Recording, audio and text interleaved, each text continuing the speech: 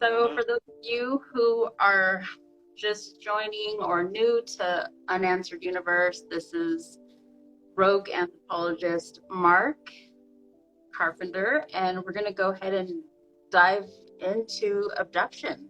That's kind of the theme for the week. Okay. Okay. Well, first of all, thank you for having me. I appreciate you having me on. So, um, so just to clarify, yeah. Well, we're talking about a pattern. A Yes. pattern. A better word might be disappearances. Abductions is one theory of the disappearances. But the disappearances are absolutely real. They're occurring at national parks across the country. From the records, it seems this has been going on for quite a long time, a century or more. Mm-hmm. The records of missing people really only goes back that far. So everything beyond that is anecdotal legend and Native American oral tradition. But some of the main let's start from the beginning here for anyone who's not familiar with this topic. Millions of people visit the parks every year. Mm-hmm. And so you expect that people get lost, injured, killed. That's just a mathematical certainty. Right. But we also have a lot of search and rescue data. And search and rescue is very sophisticated these days. We have canine units, we have special mountain climbing experts, we have FLIR, forward-looking infrared technology. So so it can detect body heat. Right. And they will use this technology from helicopter.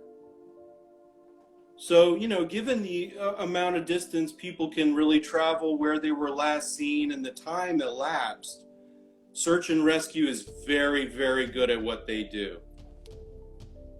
The data indicates that when a person goes missing, they're found dead or alive normally within 2 or 3 days. Oof. Yeah. Vast majority of incidents when people call the national park and say, "Hey, somebody's missing. We need to go find them," and they mount a search. These incidents, high 90% of the time, they find them, whether they are dead or not, within a few days. Now, the incidents we're talking about are anomalous, highly anomalous, in that they deviate from those statistics. Mm. And then it gets even more strange when these same cases that deviate from the stats are also incidents that have very spooky, peculiar parallels. Okay. So, real quick, Mm-hmm. I'll interrupt so I can give some stats for people. Sure. In the 90s, about 900,000 US Americans were on the abductee count for missing persons. And then to current date, we have roughly a little less, but it's still like 850,000 per year go missing. And it's never really, counted for publicly, like how much a percentage is like from family or some type of victim assault or abductions. Like we don't really know how many abductions are actually being reported on record. So just to clarify those stats for people. Yeah, thank you. That's really important distinction because we're talking about missing people. And there's obviously a huge database of missing people, and Right. it's a really complicated statistical subject, as you just pointed out, when you're trying to like narrow down to abduction, Mm-hmm. because people go missing for a variety of reasons. This pattern that we're referring to in the national parks, this is completely separate from the regular garden variety missing people who may very well be victims of murder, or, in the case of like transient people who just often and go somewhere they don't want to be found. Right. But these are these missing people all apply to a very specific criteria, which primarily revolves on the geographic proximity to other disappearances. Mm-hmm. Furthermore, the geographic proximity to these national parks. So let's dive in a little deeper. These national parks have also been labeled as like portals or underground tunnels and things like that, of that nature, and stuff that hasn't been, publicly announced. Would you say that, a lot of these missing persons are the cause of maybe, entities or creatures, or even, falling inside of a cave, for instance? Sure. Well, Sir Conan Arthur Doyle, right? He wrote Sherlock Holmes, and Sherlock Holmes's favorite catchphrase or sentiment was, "You remove all the impossibilities, and whatever you are left with is your answer, regardless of how strange or bizarre it might be." Mm-hmm. And I think, inductive reasoning, and Right. that's really what we have to use here. And yes, non-human abduction, alien abduction, if you like, is certainly one of these theoretical possibilities. It is on a point to that theory is, these same areas are known typically for anomalous aerial phenomena. That's absolutely the case. Yosemite and Mount Shasta, for instance, these Right. are big clusters of disappearances, and Shasta in particular, which is not that far from Yosemite. Right. Shasta is absolute hotbed for anomalous aerial sightings. So just to give some context for our viewers, I actually vacation in Mount Shasta every year during the winter times, and I had the pleasure of staying there all of quarantine. So for the past 2 years, but I did go into the caves. There's about 13 caves and tunnels. You could almost fit a city in some of these caves. They're pretty large, so you could easily get lost or fall through the cracks. There's a lot of unstable ground there if you're not equipped with equipment like headlights, and it's like pitch black to the point where you can't even see your hands in front of your face. Oh yeah. It's pretty interesting. So one of my working theories is, since there's a lot of underground cities as well in California that people are starting to become more aware of, I used to dive quite a bit, and I started early on, but I'm getting kind of back into that again. I want to explore, because the architecture of the underground doesn't really make sense visually, and I have a degree in architecture and design, so it just, when you see something straight on and you understand like how you're supposed to go under or over something, but that's not the way it's like showing it to your face, it's kind of disturbing, because that means that it goes a lot further and deeper than we know. And there's huge boulders like blocking ways that I don't think a human being would be able to, push in front of there. Well, that's funny because you segued nicely into a theory that I've developed when you said a human being. Right. Well, so the Native Americans of the Native Americans to their corresponding national park.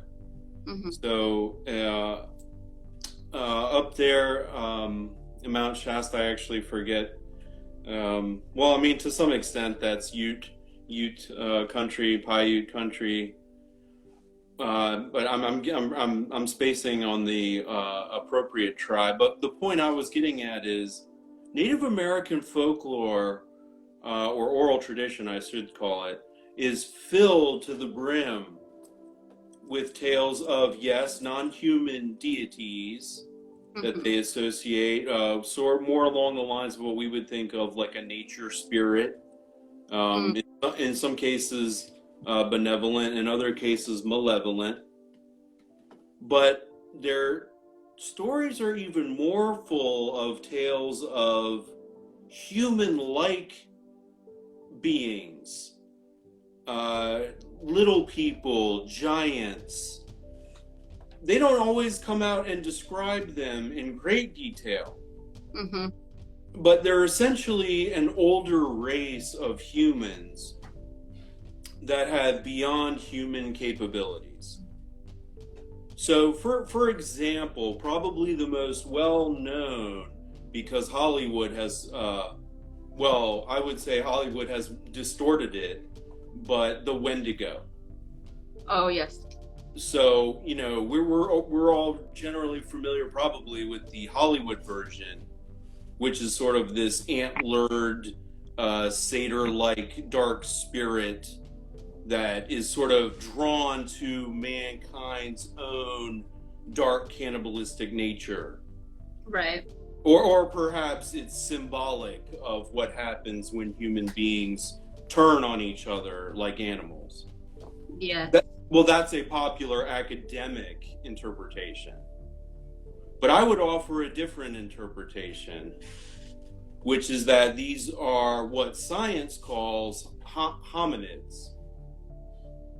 So think for a moment like Neanderthals, or the recently discovered Denisovan, what we would generally think of as cave people.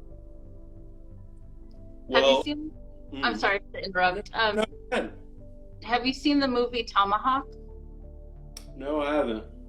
It's disturbing, but I would give it a look because it kind of touches base on Indians that live in the caves, and they do practice cannibalistic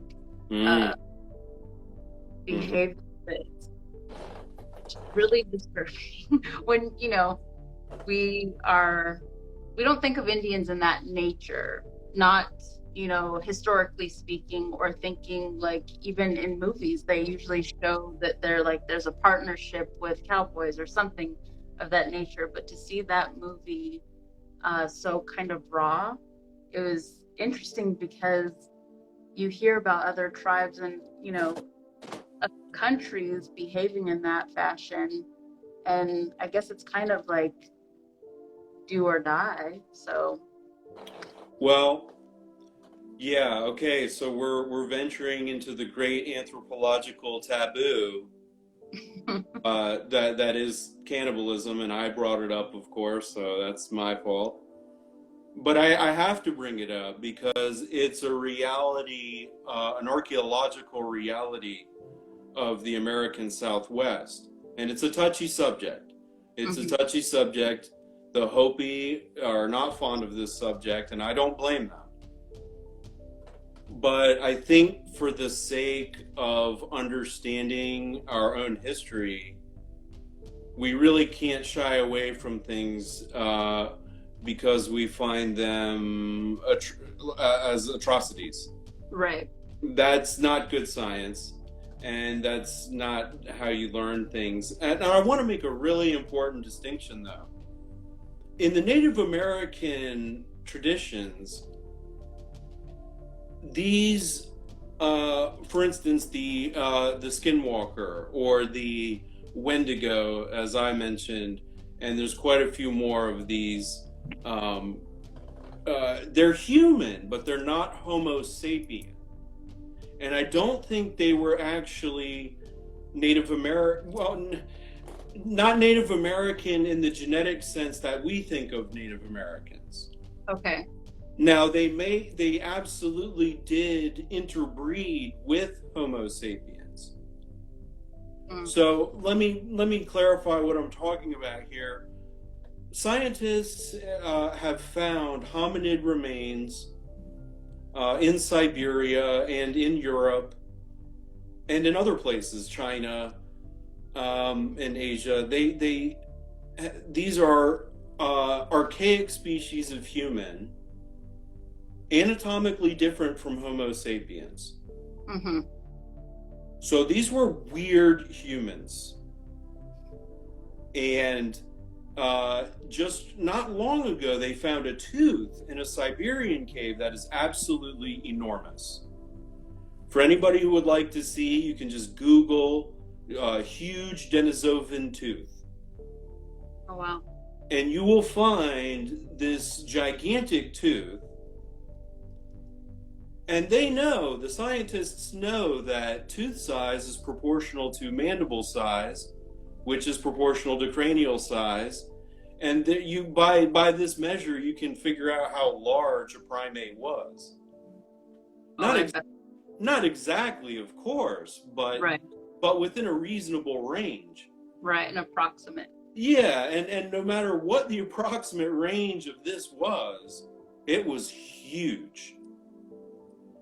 And it was living up in the highlands of Siberia in a cave, and it was interbreeding with Neanderthals and Homo sapiens.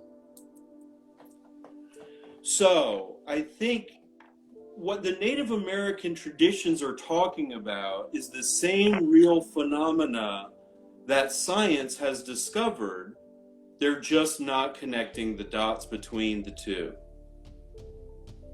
And I think a remnant population may still exist and live in these underground chambers. When you go exploring down there, you may be putting yourself in a lot more danger than you realize. Now, there's so few of them that the odds of encountering one are very slim. But never zero. But never zero. And if you're going to play Russian roulette, even if it's 10,000 to 1, you at least ought to know what you're putting on the table. You know what I mean? Yeah.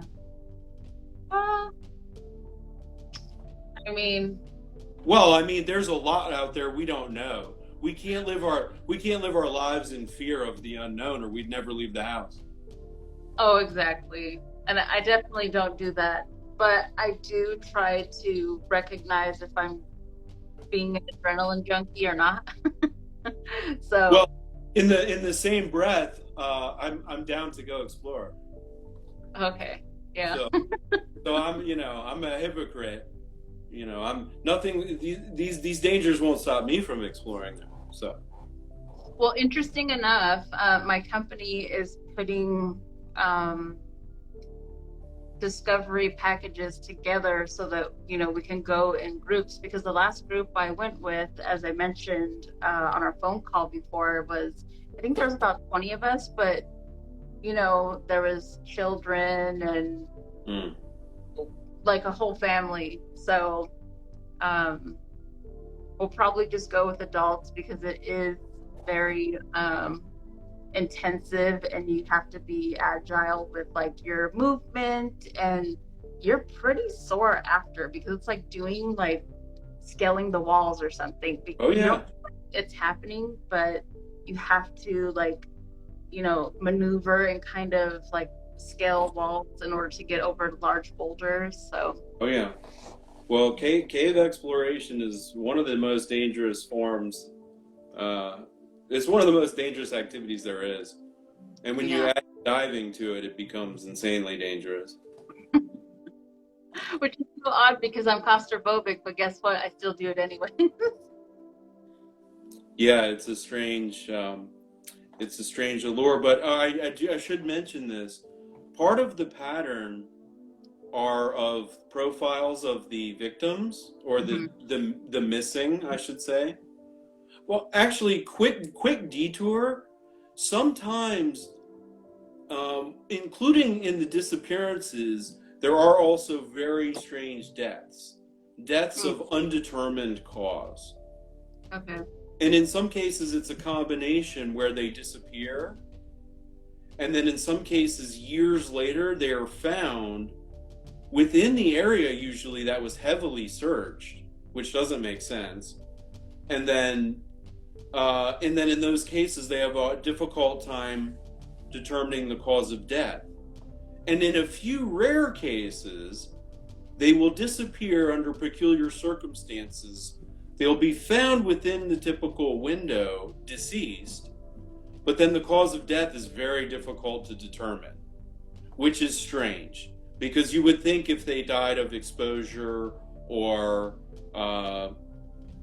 obviously if they were attacked by an animal or they Right. fell and injured themselves, then that should be readily obvious to, Right. especially today with forensic technology. Mm. But Can I'm you sorry, I completely oh, deviated. sorry. Can you give us an example though of like what type of bizarre deaths that have been found? Yeah, I actually try not to memorize their names Oh wow. because there's, over 1,000 of these cases, and when you study them like repetitively and intently, they kind of start to haunt you. Right. But there was a woman, I believe it was in the 80s or 90s, who disappeared up in the high Sierras, which is not far from either of these places, Yosemite, or Shasta. And she was mushroom hunting Mm. or berry hunting. Hmm. And this is another aspect of the pattern. Quite a few of these people who disappear are modern foragers, looking for berries or mushrooms. And just real quick side note, that goes into my theory that they're wandering unknowingly into the territory of a hominid, Right. and they don't like them, people taking their berries. Right. Anyway, so she went with her husband, and they went in to cover as much ground as possible. They split up, and they were supposed to rendezvous back at a landmark in a short period of time, 2-3 hours. And they were very, very experienced hikers and explorers, and this area they were extremely familiar with, and they were prepared. They were totally supplied up. Mhm. They were up there in age, which actually is another one of the connection points. Elderly people and children seem at particularly high risk. And also disabled people with some sort of disability. And then if you double up on those, it's increasingly more likely. So an older person with a disability or a child with a disability. Right. But they found her after a pretty exhaustive search. And Hmm. where they found her made no sense. She was up in elevation, something like 2,000 feet. And when people are, the search and rescue data here again comes into play because Right. we know that people don't go up into the high ground when they get missing. Hmm. They tend to follow, and this is the right thing to do, and then the instinctual thing to do is to follow the path of least resistance. You essentially follow the water, and you will find somebody somewhere. Right. But she was up. She was way up there, and they couldn't quite figure how she had, because it was beyond her capabilities at that old age. And when they did find her up there, she appeared to have been stuck up there for quite some time. She had made a sort of little makeshift camp. And so she was deceased when they found her, and she was naked, and her face was down in a tiny little puddle of water. That is weird. The weirdest thing ever is the official report that I've read, the coroner's report.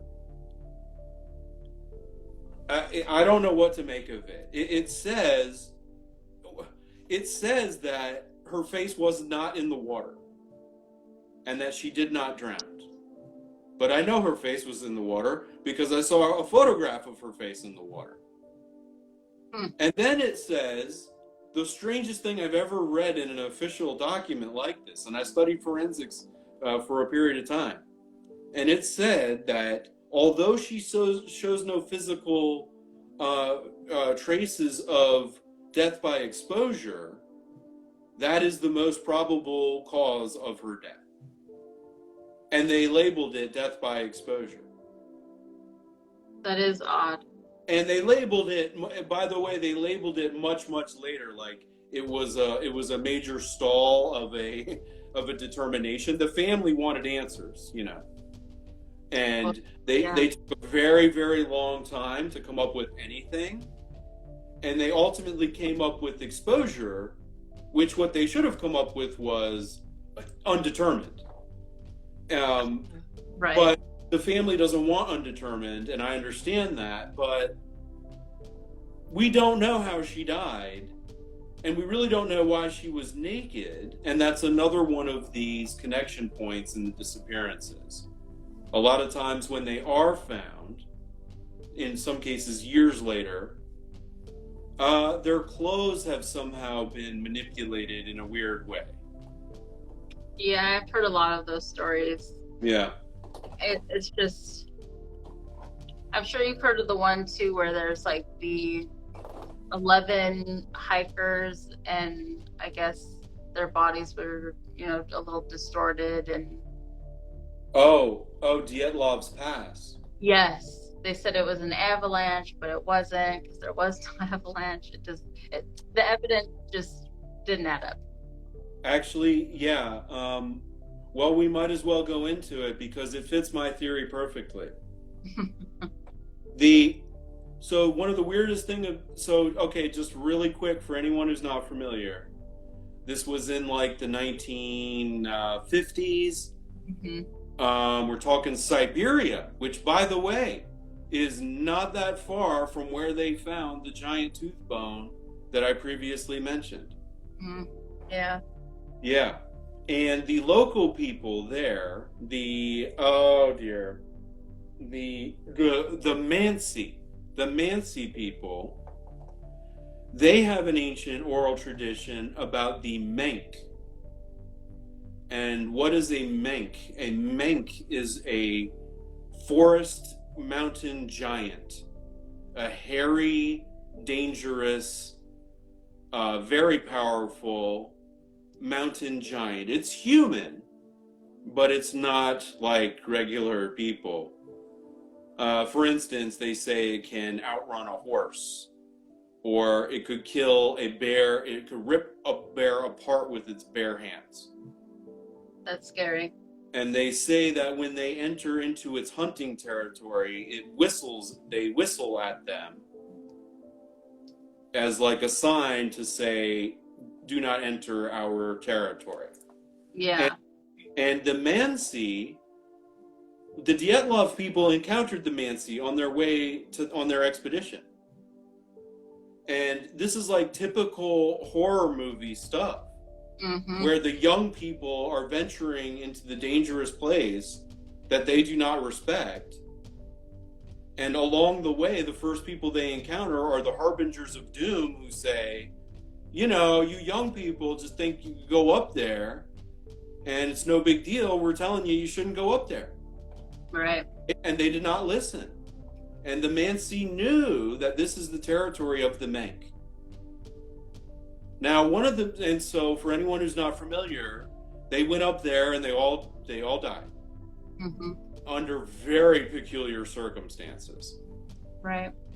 Most peculiar of the circumstances was that they voluntarily vacated their tent in the middle of the night in their socks and bare feet and underwear, only to expose themselves to the absolutely lethal and frigid death that nobody would ever wish on their worst enemy. Right. So something really, really jolted them out of that tent. Absolutely. Now, yeah. It would become, well, it's like a boost of adrenaline. Like when you get scared or you encounter an animal, immediately it's fight or flight. Fight or flight, that's right. So for them, it's instinctual at a certain point when your life is threatened. You'll just go. You'll just go. It doesn't matter. Snowy death, you'll go. Yeah. So a lot of the evidence in circumstances like that doesn't add up. Even, if someone was wounded, and because I've thought of all the hypotheses of these situations as well. Like, okay, maybe they're having a neurological situation because of hypothermia, or, yes. Yes. And it causes you to take off your clothes or anything like that. But paradoxical undressing. Right. Hypothermic paradoxical undressing. Yes. It doesn't make any sense at the end of the day, and especially with, I'm sorry. No, you're fine. It's just almost like not humanly possible for the person to do that themselves. Yeah, it's really hard. It's a real mental challenge when you face these things, and that's actually part of what I love about it, because see, reality doesn't care about your paradigm. Right. There's things out there that we don't understand, and these incidents force us to confront them. Mm-hmm.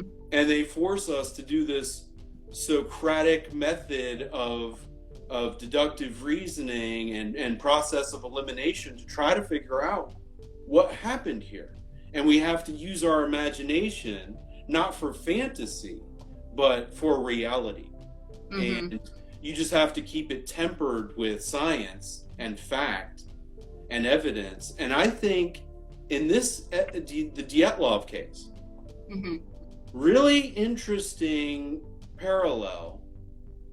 The Mansi say about the mink that it only ate, parental advisory warning, kids. Mm-hmm. They say that the mink only ate soft flesh. Mm. See, in your body you have like tough tissue, like muscle tissue, right. But then you have soft flesh, like the tissue of like your eyes or your lungs, for example. These membranes are a lot softer. Now, the Dyatlov victims, one was missing her tongue, and I believe 2 were missing their eyes. And the official investigators thought, well, scavengers did this. Some sort of Arctic snow fox or wolf or something. But that's nonsense, because there would have been gnaw marks all over it. And they wouldn't just leave a meal like that. A wolf or some other predator, which, by the way, don't exist up there. But if, say, some Arctic wolf came along, it would have dragged those bodies away. And it certainly would have gnawed on them. You would not have been able to mistake teeth marks. And so the Mansi's tale of the mink eating soft flesh seems to add up. And then one more thing, bear with me. The forensic evidence of their tent indicates that they cut holes into the tent to escape. Right. which has always perplexed everybody. Why on earth would they cut open holes to evacuate their tent? Well, imagine for a moment, if you will. Mm-hmm. Let's say my theory for a moment is correct, and we're talking about these Denisovan hominids, and they wandered into their territory, and one is now stalking them because it fears that they are going to enter its perhaps family territory. Right. And so, imagine it is stalking them. And by the way, the point at which this incident occurred was when they were up past the tree line at the highest point on the mountain. I suspect it was stalking them for days, and when they reached the highest point of the mountain, it had had enough, and it attacked them in the night through the portal entrance of the tent, which would explain, if there's a giant hominid at the entrance of the tent, you would absolutely cut a hole in the side of it and go running into the cold darkness for your life. Exactly. And also, it says, the forensics say that some of them had crushed, I believe it was rib cage or skull, and they specifically said that this sort of damage couldn't be inflicted by human violence. It was too severe. They theorized that they were hit by a car or an avalanche or something. Mm-hmm. Well, I submit to you that an enormous hominid could do that damage. Yeah. It had to be something not of human nature, that's for sure. Yeah. And to kind of segue into something else, let's talk about the Yeti or Bigfoot. Because I've heard, I haven't witnessed myself, but there's a special unit through the military that speaks the language of the Yetis or the Bigfoot. So when, and I guess they collaborate and work together with our military here in Washington, actually. So I guess when there was fires out in the Washington area, they had like the Air Force and special units from the military out there trying to help collect the Bigfoots out there, because they help us with kind of like navigating the tunnels or things that we don't know of, or like portals. So I guess they were they lost, a few of the Bigfoot, like babies and families and everything. But I thought that was very interesting. So I want to see what the feedback was on that. Yeah.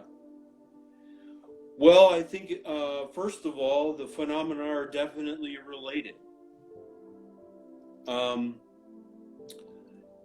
Yeah, so earlier I mentioned skinwalkers, I mentioned the Wendigo, and then I mentioned the Mancy's Mank. I would submit to you that there's another 100 of these all over the world.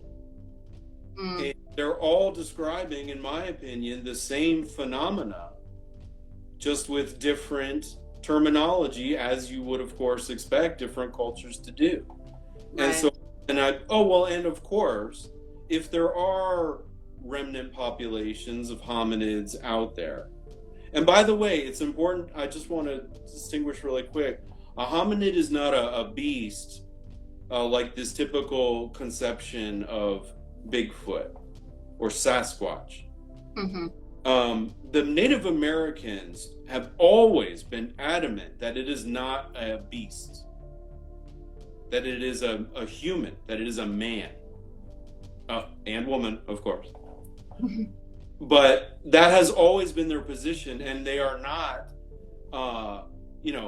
sort of blissfully ignorant animals like in the wild. These are intelligent and even supernatural humans from sort of a distant archaic lineage.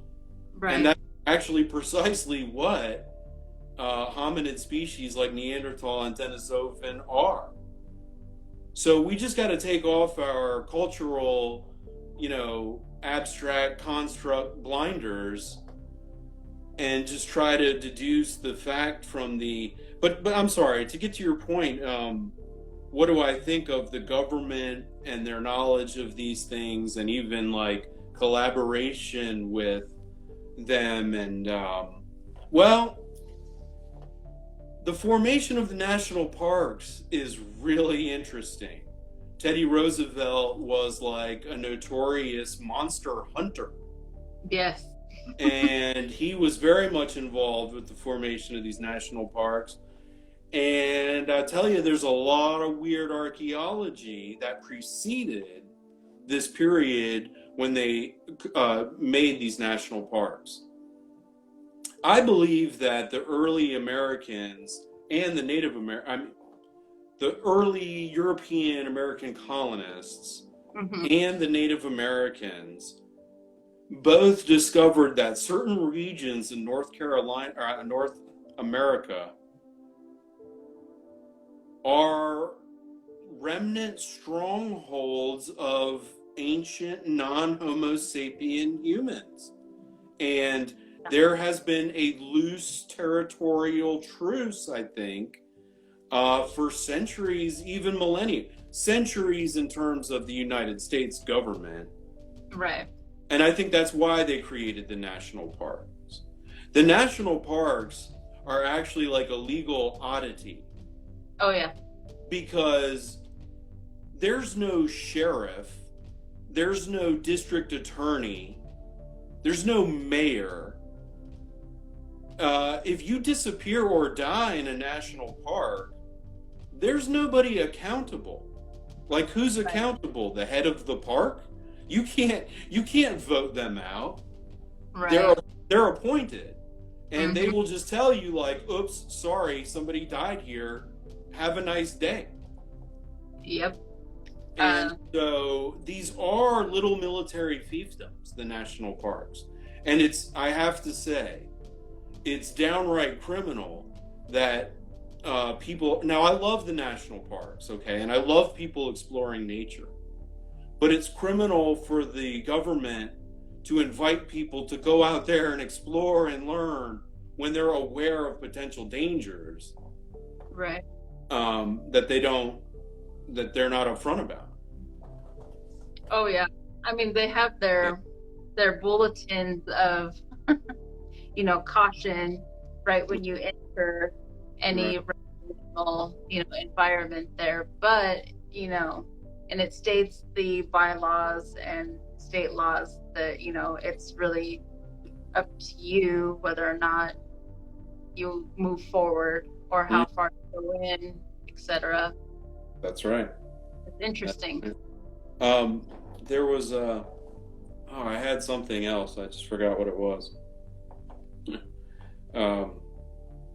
The national parks and the portals. What were you were asking me about?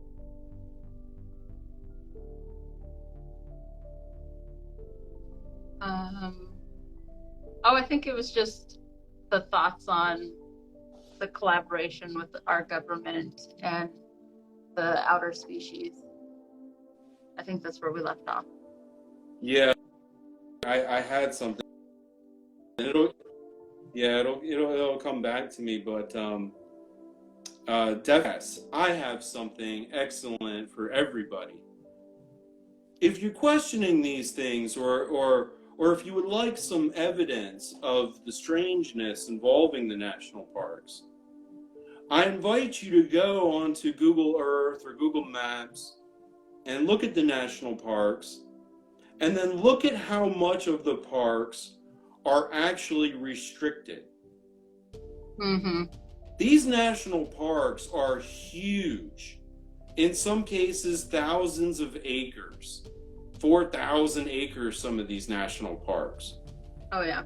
And some of them are documented. Like, right now I'm thinking of Mesa Verde in Colorado. Okay. Mesa Verde is like a several thousand acre, enormous national park. It takes up like It takes up like an eighth of the state or something. And it's documented to contain like 5,000 archaeological sites. And then if you look at the map of how much of that park is the like open to the public park, it's a very small sliver of what constitutes the entire park. I'm talking maybe 10%. I wouldn't be surprised if it were single digit percent. Yeah. And so why is that? The whole point of the park is for the edification and enjoyment of the people. Well, my theory on that is that, well, you know, they know what is there and what we're allowed to interact with. It's just like the Grand Canyon and things like that. There's a lot of stuff even in the Grand Canyon that people aren't aware of, but there's, you know, tourists that go and visit that, you know, landmark, but, you know, people have seen ways or portals, if you will, into the, you know, the rocks and stuff there. So it's all just very interesting, because I think that we're barely scratching the surface level of, you know, what we think that we inhabit here. I think we're honestly just kind of like a guest. Absolutely. That's the Native American sentiment, that they don't really believe in land ownership. Yeah. I mean, they believe in territory, of course. Right. But they believe that people arguing over who owns land is like fleas arguing over who owns the dog. It's true. But yeah, there's something very strange going on in our national parks, and everybody really should take note of it, because it's got to be the worst thing to lose someone important to you and have absolutely no closure on what occurred. Right. I mean, it's bad enough if somebody were to say God forbid, somebody dies of violent, you know, homicidal death. Right. Yeah. Actually, that reminds me of an important point. In many of these disappearances, within days of the initial incident and the launch of the search and rescue, FBI appears. Now, this is you can prove this because their presence is noted in the documentation. And we should point out that the FBI is not a whimsical organization. They are an extremely tight, bureaucratic metronome of a ship of protocol. Yeah. The FBI was into analytics before analytics were analytics. You know, they go by the book, and when a person lost in a national park is very far off their radar of what they're remotely interested in. Yeah, it's, you know, it's like a casualty to them. It's not that, you know, they're all bad, because by the way, I was trained by the FBI. I was gonna say, you know, anything negative excludes present company, of course. You know, but I learned a lot. I learned forensics and how to survive in the wilderness if something were to happen. It's probably why I'm, you know, adventurous. But I will say that there's so many different departments. I do have relatives in the FBI as well. There's so many different departments that there's so many different inner workings, and, you know, we're human beings. We all don't communicate correctly all the time, but it is interesting to hear things that even my uncles tell me that I'm like, what's going on the island? Mm. That's owned by our government, and the FBI knows about this. Like what are they planning on doing with these type of creatures? And I'm always asking why. Why, because It's always the biggest one. my thing is like our government has always been very excellent at being 10 steps ahead of the game, and for them to have creatures that are hybrids, that are part, let's say, gorilla and bear, like some of the biggest animals we have, in case of an outbreak or some type of war. I'm like, but why? Why do we have that? What's the necessity of this? Like, they have to know things.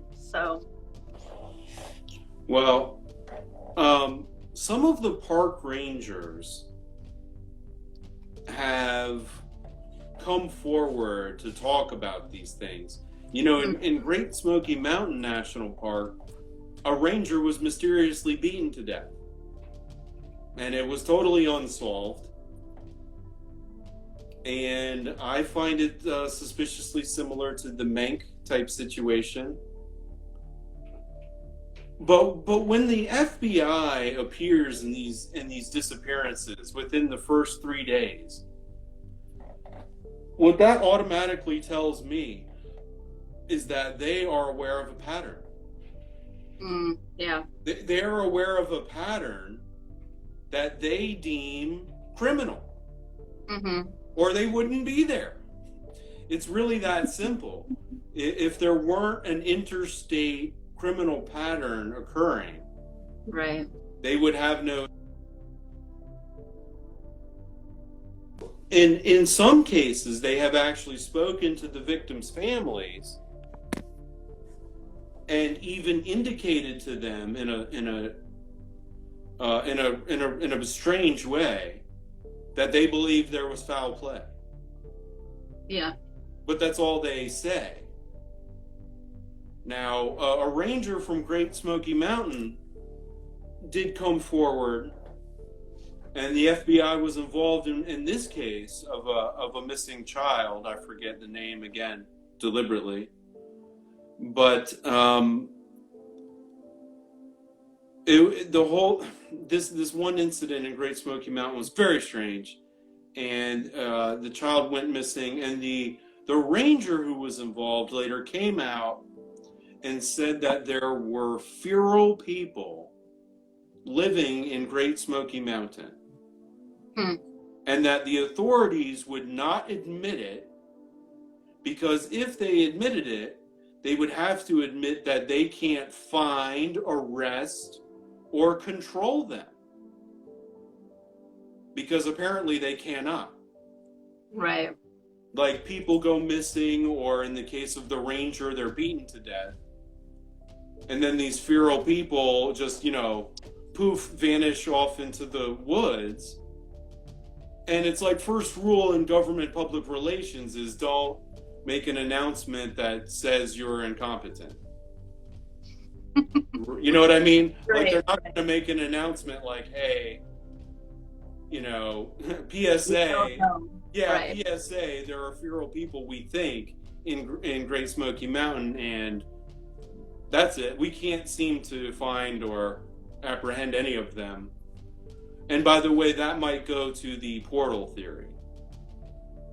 So we might have a combination of theories being accurate.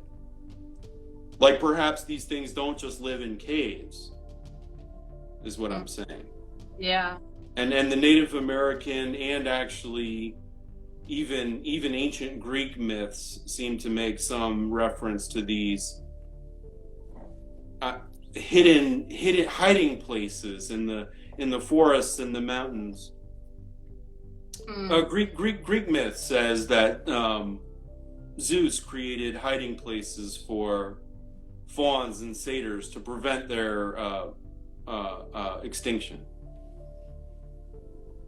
That's really interesting because one of the things that I've recently been speaking about with some friends is how come the underpopulated areas in, like middle America don't have like a pipeline of resources when it comes to new jobs and stuff. Like, why is everything kind of always on like the larger cities, like, New York, California, things like that, bring in like, money for these other states.